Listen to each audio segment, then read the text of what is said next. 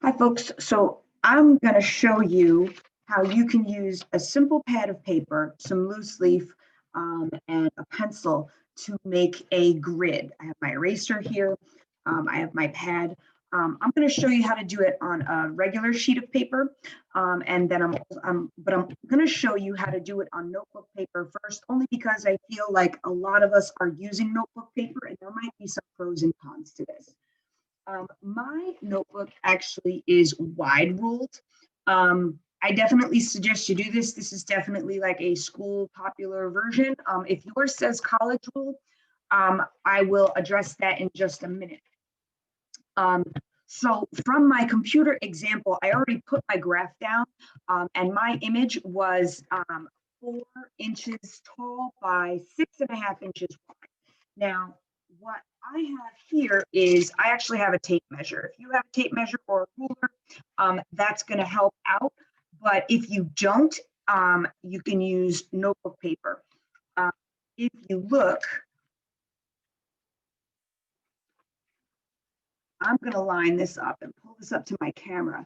But if you take a look, you can see the 1 inch mark, these longer marks here, and the 2 inch mark. It's about 3 spaces on loose leaf paper. Okay, so that's going to be a really good helper. Now, if you're using college rule, we'll keep it at 3. It just won't necessarily be an inch. The main part, though, is making sure that it is consistent. So don't freak out if you have college rule and you don't have an exact inch. So I know that 3 spaces is going to be equal to 1 inch. And I know that my image is 6.5 inches long. So what I'm going to do is I'm going to make some markers. I'm making these dark with my pencil, but I definitely recommend making them light. I know that, so I have my 6 marks here, and I know about halfway is going to be my 6.5 inch mark. What I'm going to do now is I'm actually going to make a second line of marks too. And that'll be the end. You'll notice that I'm actually starting at the red margin. This is really good. I kind of like using giving myself a space, especially if I'm doing just a regular, a smaller version. If this was a professional work, I would probably blow it up and make sure that it took over my entire sheet of paper. I would also make sure that there was a little bit of a border around it so that when I mat it or I put it behind a frame, none of my image is actually lost. We are just practicing. So I do definitely recommend that we put some kind of a border. You're going to see how that's going to help us later when we actually start drawing. But having a little bit of a border in between is really going to be helpful. So that's why I'm starting at the margin line. Now I know that 3 inches here, I'm just going to mark them down at the bottom. I'm taking a guess as to where my 4 inch mark is going to be. I might have to change that, but that's not a big problem for right now. Right now, I'm just going to line that up. The reason why I do 2 marks is so that I can make sure that I'm lining it up. I'm just using a regular pad. It has a straight edge.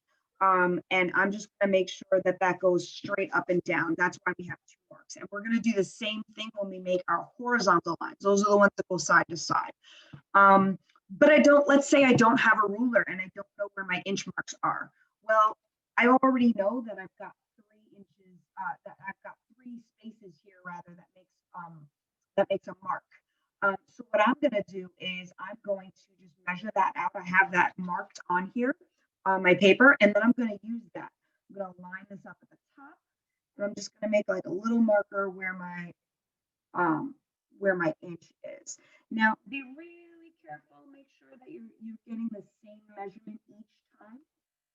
Otherwise, you'll end up with uneven and crooked lines, and that might make your final product not as accurate as you'd like it to be. As I said, I did top and bottom. I did 2 lines over here. I know that the pad that I'm using to make straight lines doesn't quite reach to the end. So I'm going to probably do a set of 3. And I'll show you why in just a minute. I'm going to make my marks along the lines. trying to be as accurate as I can be. Okay.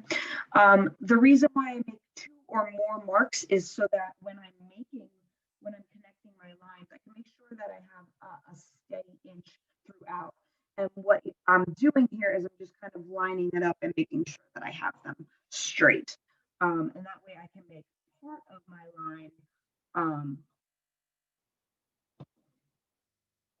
and then continue on, right? So I have it here and then I can just line it up, make sure that it's straight here, and then I can continue on to the end. All right.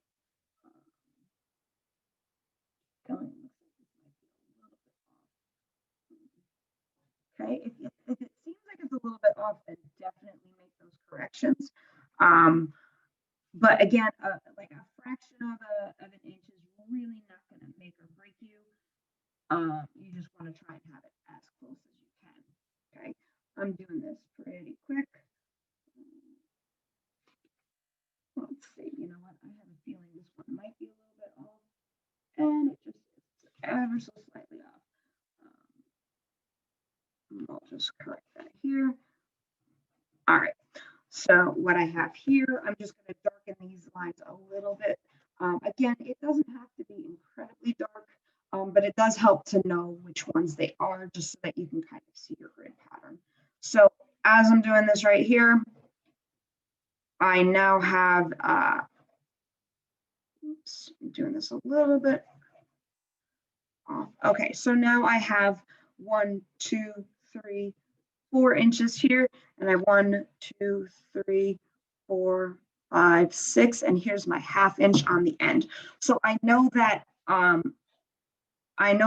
the grid that I created over my Garfield cartoon is now the same proportions as it was here. So that's how you would do it on loose leaf paper. With notebook paper, it's not going to be too different. If you have a ruler, that's great. If then you would simply start making your mark. Now, with the loose leaf, with copy paper rather, you don't have that line. You don't have the margin line. You have no lines, in fact, that are going to help you. What I definitely recommend is starting in a corner.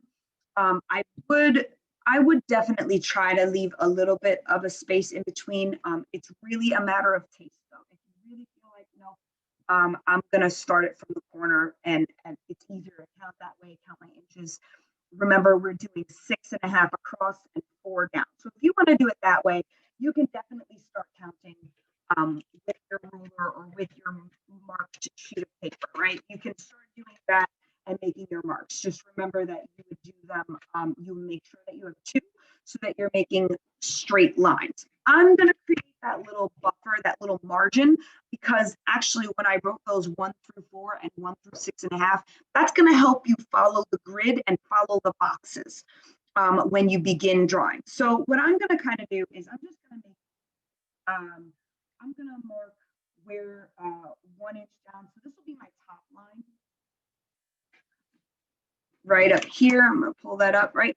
And what I'm going to do is I'm just going to do the same thing a little bit further down. I'm not incredibly worried about making sure if this is, you know, centered, but I am going to try and make sure that I have equal 1 inch marks.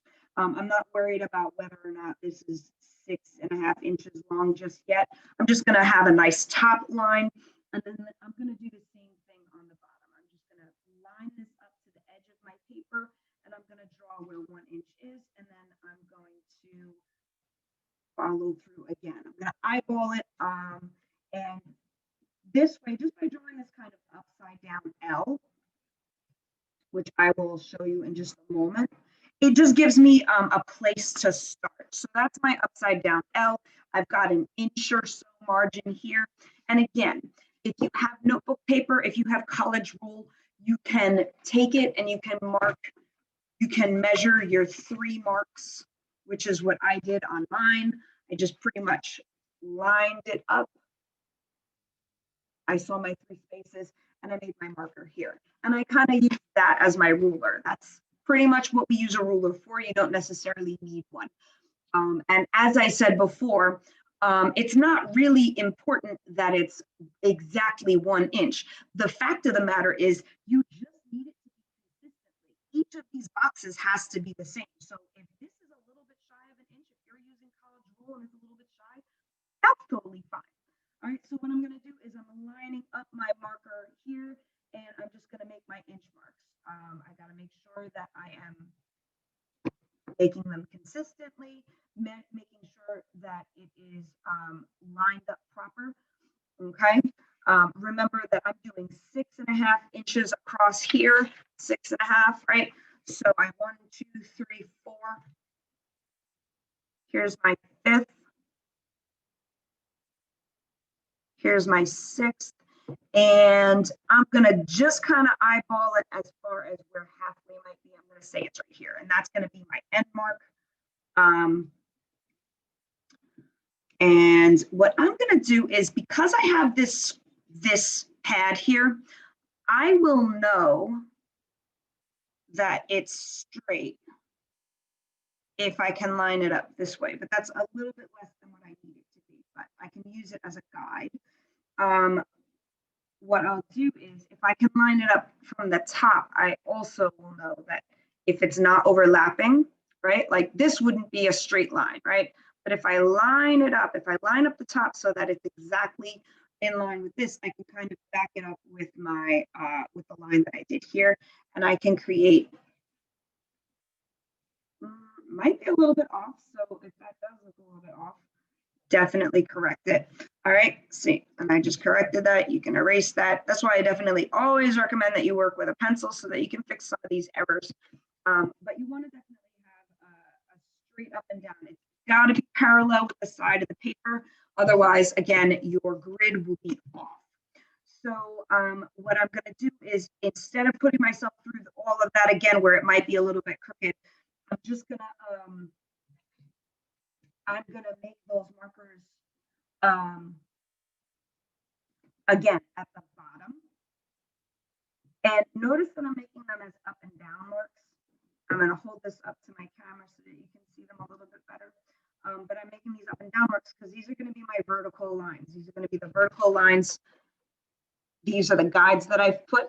These are gonna go up and down. And I can actually start doing those right now. Okay, so I can line them up. By lining the edge of my pad up with each of these guides, I now know that I have even spacing from down here to down here. As you saw when I did the edge of mine, I wasn't straight the first time, and it was a little bit crooked. So we don't want that, right? We wanna make sure that we take precautions, and that's why we make those extra lines. You want to have at least 2, so that I know that this space here is 1 inch, as well as straight down here. We want to make sure that they are parallel. I'm throwing some math terms at you.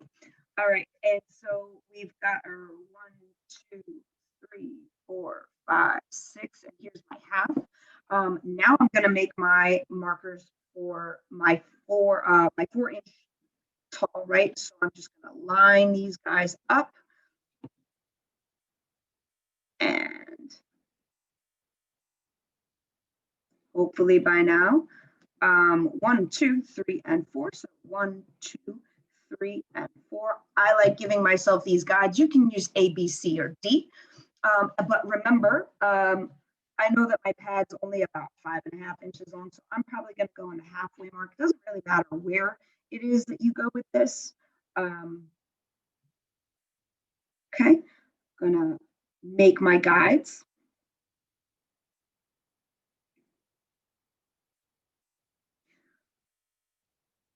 Following through here, and then I have guides in 2 places, right? You can see them along here and this line here. And what I will do is I can use my little pad here to draw my lines across. What I usually do is I'll draw it halfway, and then I just make sure that it's lined up so that I can continue the line. Obviously, if you have a longer notebook at hand or a book or whatever it is, you can use that as well. But I'm just trying to show you what you can do with the materials that you might have lying around your house. Because I know that part of virtual learning is finding creative solutions to how to get these done. So as you can see, I'm just kind of lining these guys up by using my two guides, my vertical and horizontal lines. I now have my 6.5 by 4.5 grid. I can actually start now referring back to my original, my Garfield cartoon that I have shown in my PowerPoint, and I can actually start going grid by grid. I like to put little guides, like I said, numbering the grids, right? So that I know exactly what box I'm looking at. You can do this by letters, you can do it by numbers, whatever is comfortable with you. But I know that what I'm going to start doing is, I'm left-handed, I might want to start from this end. It really doesn't matter what end you want to start at, but I'm going to look at what's in box 1-1, right? What corresponds. And I know this is 1-1 because it's the first box over and the first box down, right? We know this from math. We know this from working on graphs as well. And then what I'll start doing maybe is I'll look in what's in the first row, but in the second box, and I will draw that as well. We're using our proportion. We're using our observational tools. And we're also paying attention to the positive and negative space within these boxes to help us draw. Another thing that I like to do, especially if I have like a drawing or a photo around, is I like to flip it upside down. And you can do this in Microsoft Word. You can do this on whatever it is that you're looking at. If you have a physical drawing as well, a physical picture rather, flipping it upside down helps you see that positive negative space a little bit more clearly, because instead of drawing an eye or a nose or an arm or a leg or whatever it is that you're drawing, you're now just breaking it down into a line, a shape, a circle, an oval, things like that. So these are the ways that you're going to create this grid. Now, obviously, if I wanted to make this a bigger drawing and I had bigger paper, let's say I wanted to do like Chuck Close did and make it a much bigger. Maybe what I want to do is I want to double the size of this. Well, if my original one was 4 by 6.5, and I wanted to double it, right? I would just multiply by 2. So 4 times 2 would give us 8, and 6.5 times 2 would give us 13. I know standard sheet of paper is usually 8 by 10, or if you have printer paper, it's usually 8.5 by 11. So I would know that I would need a much bigger sheet of paper if I were to double it. But I can also make it, I could make other enlargements. I can make it 1.5 times big. Maybe that would definitely get me under the 8 and 13 that I would get with a double, right? If I only make it 1.5. So I hope this is helpful. Feel free to replay this video and pause it and do it along with me. And definitely feel free to hit me in email, in chat, or in text. My contact info is all over Teams and Unified Classroom.